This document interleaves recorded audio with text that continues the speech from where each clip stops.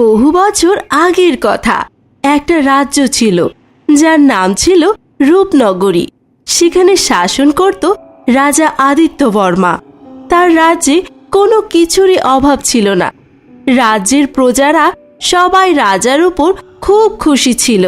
একদিন, রাজা মশাই, আপনি কি একটা কথা ভুলে গিয়েছেন?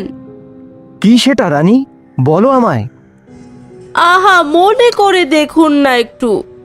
আজকে খুবই একটা বিশেষ দিন, যে দিনটা আপনার জীবনের সব থেকে খুশির দিন ছিল। ও আচ্ছা, তাই নাকি রানী? আমি এই দিনটা কিভাবে ভুলতে পারি বলো? আজ যে আমার একমাত্র কন্যা মালার 15তম জন্মদিন।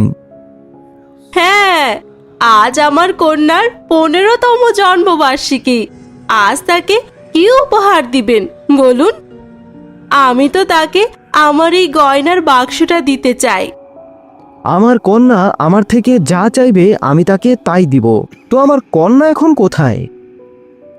আপনার কন্যা এখনো ঘুমিয়ে আছে। তার ঘুম ভাঙতে এখনো অনেক দেরি। আমি তাকে এখনো ডাকিনি। দাসীদেরকেও মানা করে দিয়েছি। হ্যাঁ, ঠিকই বলেছ রানী। মালা উঠলে আমার কাছে আসতে বলো। আজ আমি রাজ্য জুড়ে বড় করে জন্মদিনের আয়োজন করব। পাশের রাজ্য থেকেও রাজাদেরকে আমন্ত্রণ করব। মন্ত্রী, মন্ত্রী। রাজামশাই, পাশের সকল রাজ্যের রাজাদের আমন্ত্রণ করো। সকলে যেন আমার এই উৎসবে অংশগ্রহণ করে। আর আমার রাজ্যের সবাইকে আমন্ত্রণ করো আমার প্রাসাদে। আমার একমাত্র রাজকুমারী মালার জন্মদিন আজ। আজ্ঞে অবশ্যই রাজামশাই, আমি সবাইকে জানিয়ে দিচ্ছি। উফ, এই রোদ তো আমার চোখের উপর পড়েছে। আমার ঘুমটাই ভেঙে গেল। আমার রাজকুমারী, তুমি উঠে পড়েছো? এত তাড়াতাড়ি উঠলে কেন? আর একটু ঘুমাতে কিছুক্ষণ। মা, এই রোদ এসে আমার চোখের উপর পড়েছে, তাই আমার ঘুমটাই ভেঙে গেল। থাক, কিছু হবে না, আমি আর ঘুমাবো না। আচ্ছা মা, আমি দাসীকে বলে দিচ্ছি তোমার জন্য গরম জল করে নিতে। তুমি তাড়াতাড়ি প্রস্তুত হয়ে সবাই এসো তো। এত তাড়াতাড়ি প্রস্তুত হয়ে সবাই যাব কেন মা? আজ কি কোনো বিশেষ ঘোষণা আছে নাকি? নাকি কোনো উৎসব? এ দেখো, তোমার জন্য কত সুন্দর একটা পোশাক আর অলংকার রেখেছি। স্নান সেরে পোশাকটি পরে জলদি চলে এসো, তারপর সবকিছু বুঝিয়ে বলবো। আচ্ছা ঠিক আছে মা, আমি প্রস্তুত হয়ে আসছি।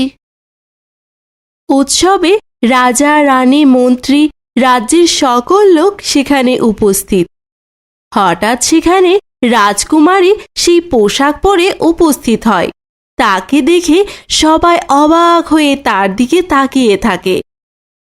বাহ, আজকে তো আমার রাজকুমারীকে খুবই সুন্দরী লাগছে, যেন একটি পরী। হ্যাঁ রাজামশাই, আমার রাজকুমারী আমার মতনই তো হবে, তাই না?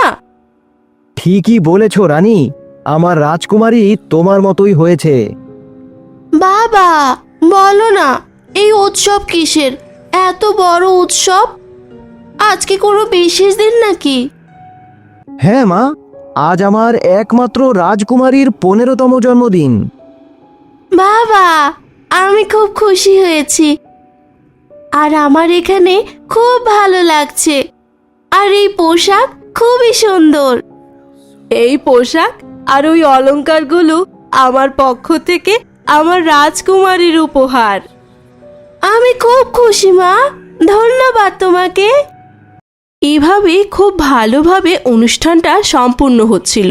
হঠাৎ অনুষ্ঠানের মাঝে রাজার বুকে ব্যথা শুরু হয়ে যায়। আহ, আহ, আহ, এটা কি হচ্ছে? আমার বুকে এত ব্যথা কেন? কি হয়েছে রাজা মশাই? আপনার কি হয়েছে? বাবা, তুমি এমন করছো কেন? কি হয়েছে তোমার? আমাকে কক্ষে নিয়ে যাও।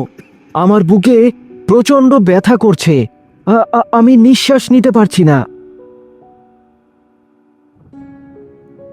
রাজা মশাই, আপনার হঠাৎ করে কি হলো? আমি বৌদ্ধ মশাইকে ডেকেছি, এখনই চলে আসবে। আপনি চিন্তা করবেন না। বাবা, তোমার কিছু হবে না, তুমি চিন্তা করো না, তুমি তাড়াতাড়ি সুস্থ হয়ে যাবে।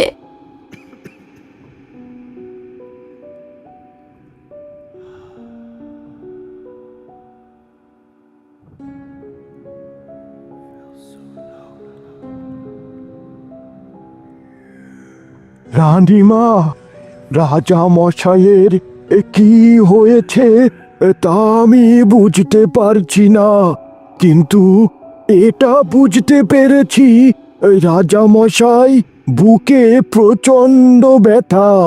এই ব্যথা সাধারণ কোনো ব্যথা নয়। এটা কি বলছেন বৌদ্ধ মশাই? তাহলে আমরা রাজা মশাইকে সুস্থ করব কিভাবে? আপনি কোনো একটা উপায় বলুন। বৌদ্ধ মশাই, আমার বাবাকে সুস্থ করে দিন, কোনো উপায় বলুন বৌদ্ধ মশাই। দুঃখিত রানী রাজকুমারী, আমি সেটা বলতে পারছি না। এই রোগ শনাক্ত করা আমার পক্ষে সম্ভব নয়। রানীমা, রাজকুমারী, আমাকে ক্ষমা করবেন।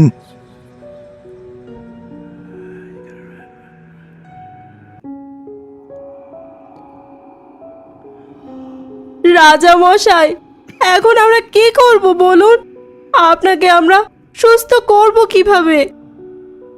মা, তুমি চিন্তা করো না, বাবা নিশ্চয়ই সুস্থ হয়ে যাবে।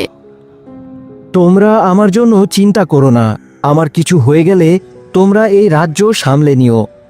আমার কোনো কিছুর জন্যই চিন্তা নেই। আমার চিন্তা শুধু আমার রাজ্যের জন্য। বাবা, তুমি চিন্তা করো না, আমি সব সামলিয়ে ফেলবো, তোমাকে সুস্থ করবই।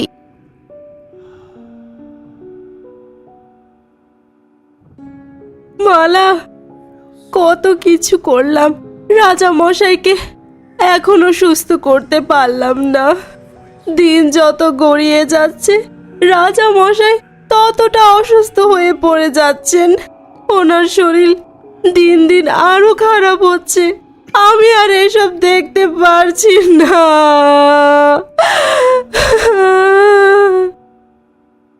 মা, আমিও আর এসব আর দেখতে পারছি না। বাবা দেখতে দেখতে আগের থেকেও অনেক অসুস্থ হয়ে গেছে। কিছুতেই কোনো উপায় পাচ্ছি না, কি করব বলো?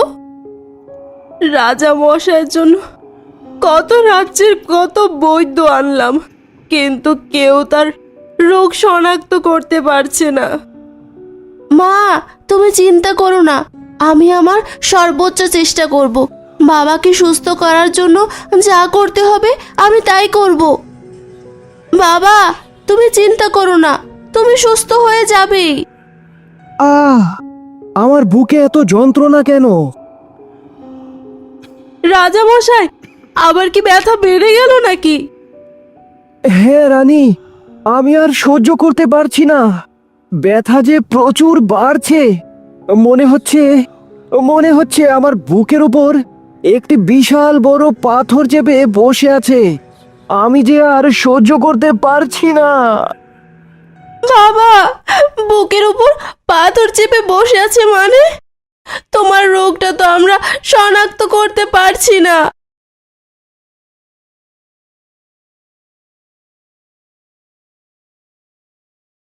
রাজামশাই, রাজামশাই, খুব খারাপ ঘটনা ঘটে গেছে। আবার কি হলো মন্ত্রী মশাই?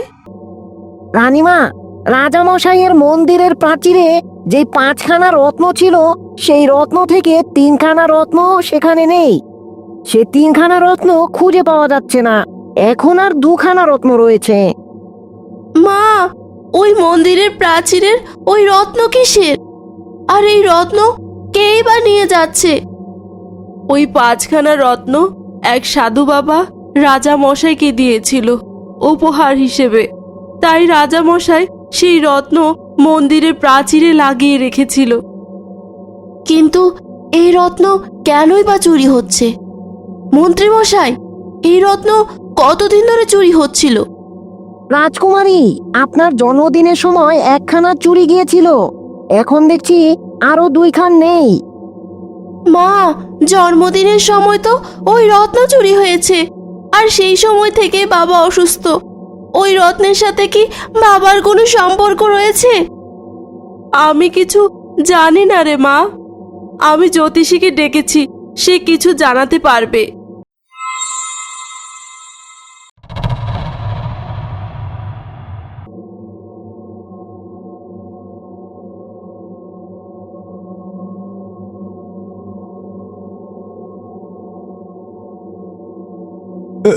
রানীমা, আমি গবেষণা করে যেটুকু বুঝতে পেরেছি, রাজামশাইয়ের সাথে ওই রত্নের কোনো সম্পর্ক রয়েছে, যার কারণে ওই রত্ন এই মহল থেকে চলে যাওয়ার পর থেকে রাজামশাই এতটা অসুস্থ হয়ে পড়েছে।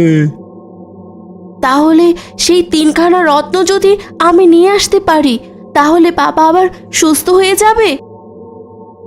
হ্যাঁ, ওই রত্নটা এই মহল থেকে চলে যাওয়ার কারণে রাজামশাইয়ের এই অবস্থা। কিন্তু আর একটা কথা, আর যে দুখানা রত্ন রয়েছে ওগুলা সামলিয়ে রাখতে হবে।